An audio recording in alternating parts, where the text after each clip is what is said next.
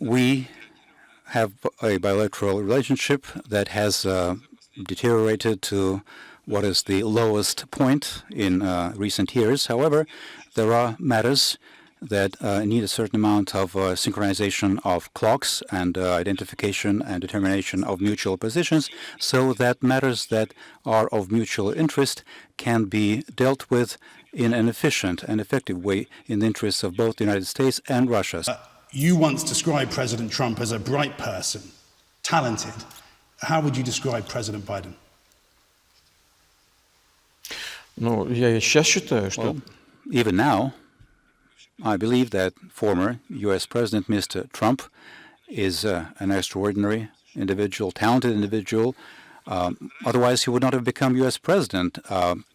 You may like him or not, and right, he didn't come from the U.S. establishment. He had not been part of big-time politics before, and some like it, some don't like it, but that is a fact. President Biden, of course, is radically different from Trump because President Biden is a professional. He has spent virtually his entire adulthood in politics. He has been doing it for a great deal of years, and I have already said that, and that is an obvious fact. Just think of the number of years he spent in the Senate and how many years he was in charge of international politics and disarmament, virtually at the expert level.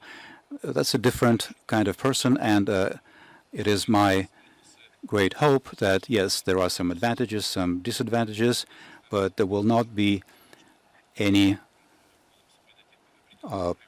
impulse-based movements on behalf of the U.S. President, that we will be able to comply with certain rules of engagement, certain rules of communications, and we'll be able to find points of contact and touch points. Yeah, you're a religious man.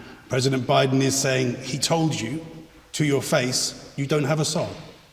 Я такого не помню. I do not remember this. He says Maybe it was there's something wrong with my memory. 10 years ago when he was vice president, he says. У него хорошая память. Well, he probably has a good memory. I do not rule this out, but I don't remember this. In personal encounters, people try to act appropriately. I do not remember any inappropriate elements of behavior on the part of my counterparts. I don't think that anything like that has happened. Perhaps he did say something, but I do not remember. The late John McCain in Congress called you a killer. When President Trump was told that you are a killer, he didn't deny it. When President Biden was asked whether he believes you are a killer, he said, I do. Mr. President, are you a killer? Послушайте меня. Look, Я привык за время своей работы к атакам с разных сторон. over my tenure, I've gotten used to attacks from all kinds of angles and from all kinds of areas, under all kinds of pretexts and reasons and of different caliber and fierceness. And none of it surprises me. People with whom I work and with whom we argue, we are not bride and groom. We don't swear everlasting love and friendship. We are partners, and in some areas we are rivals or competitors. As far as harsh rhetoric, I think that this is an expression of overall U.S. culture. Of course, in Hollywood, because we mentioned Hollywood at the beginning of our conversation, there are some underlying deep things in Hollywood, macho, which can be treated as cinematographic art, but that is part of U.S. Political culture where it's considered normal. By the way, not here. It is not considered normal here. I don't think I heard you answer the question, the direct question. Ответил. Mr. President.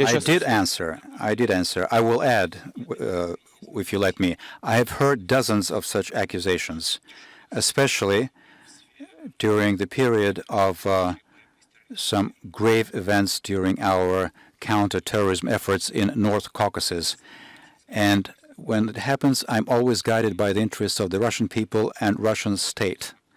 And sentiments in terms of who calls somebody whom, what kind of labels, this is not something I worry about in the least.